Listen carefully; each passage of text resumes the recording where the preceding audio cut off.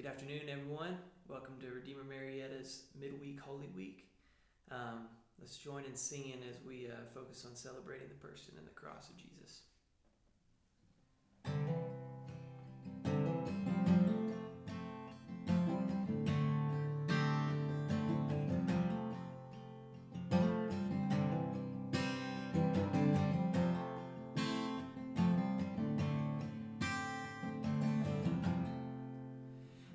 I hear the Savior say, thy strength indeed is small.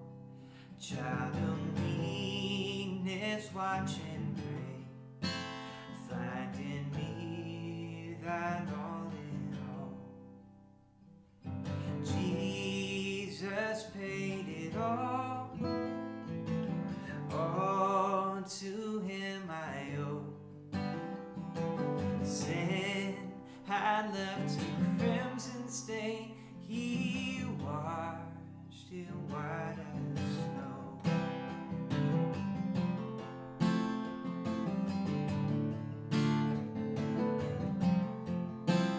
And Lord, indeed I find thy power and thine alone can change the leper's spots and melt the heart of stone. Jesus paid it all to him I owe. Sin had left a crimson stain. He washed it white as snow.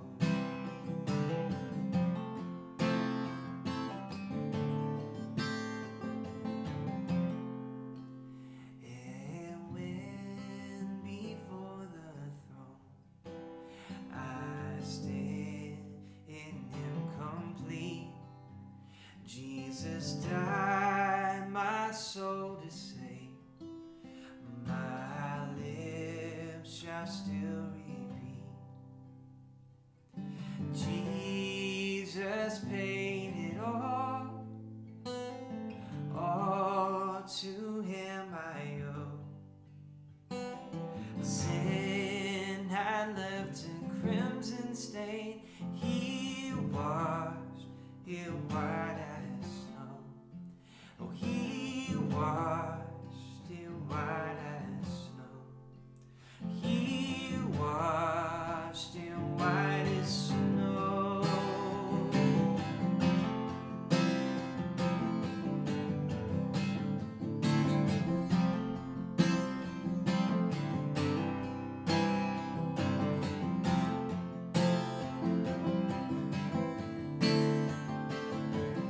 Praise the one.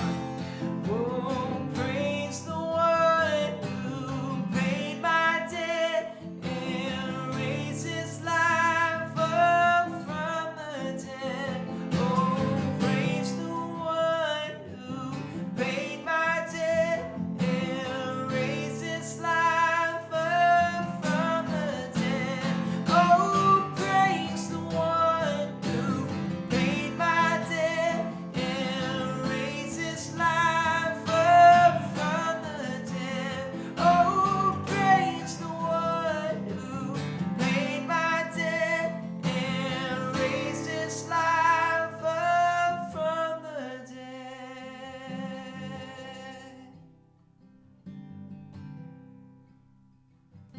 Jesus paid it all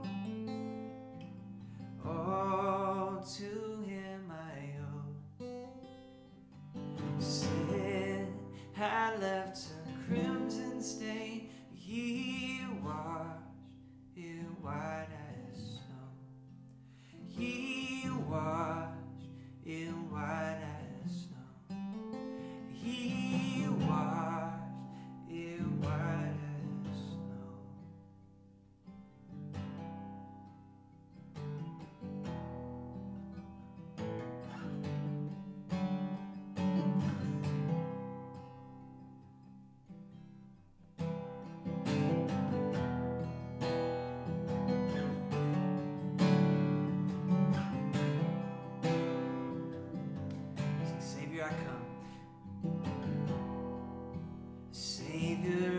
come, quiet my soul.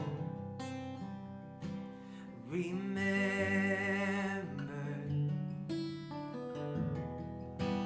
redemption till where your blood was spilled for my ransom. Everything I once held dear, I count it all as lost. Lead me to the cross where your love poured out. Bring me to my knees, Lord, I lay me down. Rid me of myself, I belong to you. Lead me to the cross.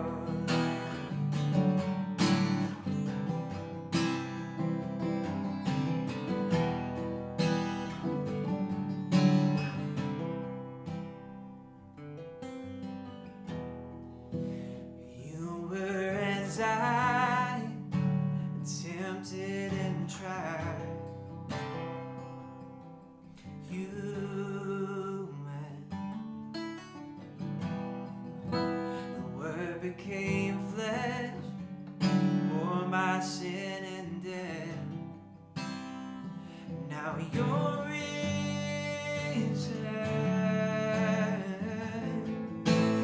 Everything I once held dear, I count it all as lost. So lead me to the cross where your love poured out. Bring me to my knees, Lord, I lay me down. Rid me of myself, I belong to you. Lead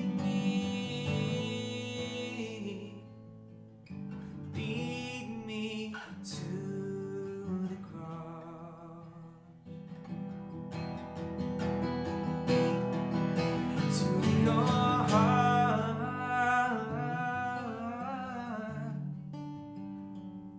to your heart. Lead me to your heart,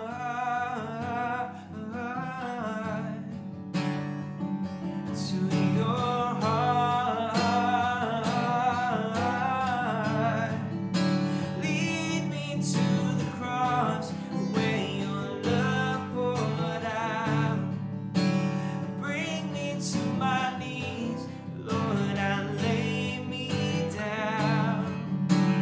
Rid me of myself, I belong to you.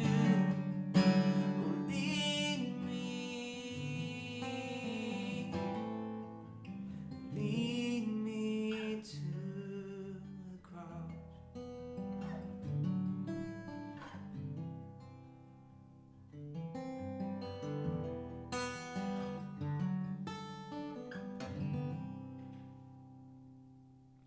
Lord, thank you for this week, Holy Week, and all that it represents. I pray that you would remind us of your goodness to us, remind us of the cross this week as we look forward to celebrating Easter in a few days. Thanks for your goodness to us. Thanks for your grace. Thank you for the cross. In your name we pray. Amen. Well, happy Holy Week and Good Friday and Maundy, Thursday, or Holy Thursday. Holy Week is made up of those days. On Friday, we celebrate and we contemplate the cross of Jesus, which we know this day is Good Friday. The night before is called Holy Thursday or Maundy, Thursday, and this is the evening that Jesus had the Last Supper with his disciples, which was a Passover meal. Now, the Passover meal was a tradition. This would have been a traditional meal that people would have had. These people would have had every single year to remember to remember the Exodus. Now, if you remember the Exodus, and that was the Old Testament, so let me catch you up to speed on that story if you've forgotten it or maybe you just never learned it. That was way back at the beginning of the Bible. The people of Israel were enslaved in Egypt, and it's the story of their exit or their exodus out of Egypt, their rescue. See, from the very beginning of the Bible, the entire biblical story, our story, is a story about moving from slavery to freedom. And so the night before Jesus goes to the cross, at the time of the Passover festival there in Jerusalem, they're having the Passover meal. And Jesus is sharing this there with them because this has always been a story about moving from slavery to freedom. And there, that's when Jesus gets up from the meal, if you remember the story, and he grabs a towel and he grabs a bucket of water like the lowliest of servants would do, and he begins to wash the feet of his disciples. Now, these aren't the beautiful, dainty feet of my wife that, goes and gets her toes, perfectly painted. It's not washing those feet. These are sandal-wearing feet, walking dirt paths type of feet. These are dirty, rough feet, and he is washing these feet. This would have been a normal task of a servant. And so we're just getting this clue, right? It's like with Jesus, we get clue after clue after clue, image after image after image of who he is and what he's going to do. This leads us into Good Friday, certainly. We can even remember there in John 13:8, where Peter, this is going on, this washing of feet, and Jesus washing the feet, his teacher washing feet, and Peter says, no, you'll never wash my feet. You'll never wash my feet. And Jesus replies and says, if I do not wash you, you can have nothing in common with me. So this is Jesus saying, if you don't receive that you have nothing and you have to receive me as your cleansing, this is the only way of relationship with God. We are in right standing with God because of his grace to us, not our work toward him or anything in of ourselves. It is God's grace and pursuit and regard and acceptance and absolution and righteousness to us in the person of Jesus. And he delights in us because of Jesus. So the next day, this Jesus, incarnate God, is crucified. It's that moment in history where we see our sin put upon the cross and his righteousness given to us. That's why Good Friday is a day that we have to contemplate this cross, this work. That we know our forgiveness and we know our righteousness. We know this amount of riches of grace for us.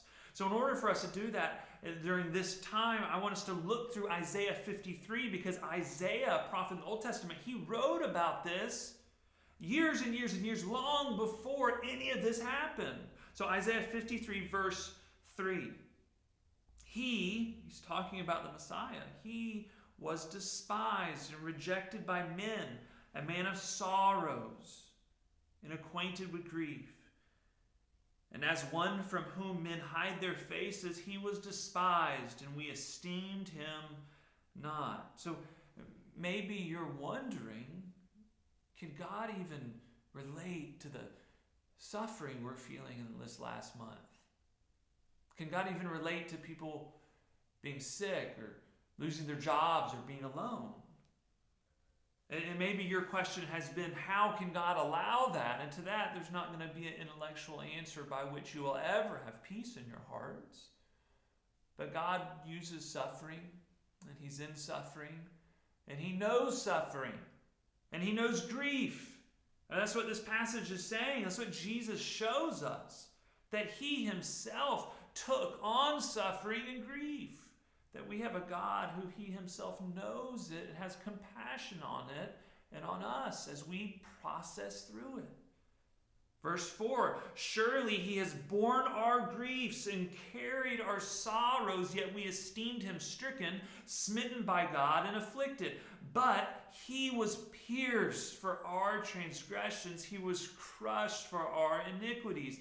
Upon him was the chastisement that brought us peace, and with his wounds we are healed. So I do have a few points this morning. One point relates back to Palm Sunday that we talked about. It's this point that God always moves toward us in humility. God always moves toward us in humility and love, even while we don't move toward Him. So much of Palm Sunday is about that. So much of Holy Thursday is about that. The cross is about that. And point number 2 is this: healing and peace of our souls are by His wounds, not ours. See, it's by His work, not ours. It's by His grace, not our merit. Healing and peace of our souls are by His wounds, not ours. So if we skip down to verse 12 there in this Isaiah 53, the last passage for us to contemplate. Therefore I will divide him a portion with the many, and he shall divide the spoil with the strong. Because he poured out his soul to death, and he was numbered with the transgressors, yet he bore the sin of many and made intercession for the transgressors. Now, what does all this mean? Just that first line, we can break that first line apart. Therefore, I will divide him a portion with the many. Now, that could be, or the great. God will divide him a portion with the great, as to say, Jesus will always be the great one. Jesus will always be the glorious one. It is with him that God is dividing a portion with. And then we get the second part, and he shall divide the spoil with the strong. Okay, so God is dividing this portion with Jesus, this riches of grace, this riches of worth and glory. And he shall divide the spoil, that spoil of riches, with the strong. And that word strong actually should be numerous. Strong in number is what it means. And he shall divide the spoil. That's the reward, the good stuff, the riches of joy and peace. Jesus divides that with us. And that's point number 3. The spoils are shared with you because he is victorious and he is gracious. The spoils are shared with you because he is victorious and he is gracious. Nothing about the cross feels like a victory parade. It doesn't read like that. It doesn't seem like that. If you've seen the movie Passion of the Christ, it doesn't look like that. But it absolutely was.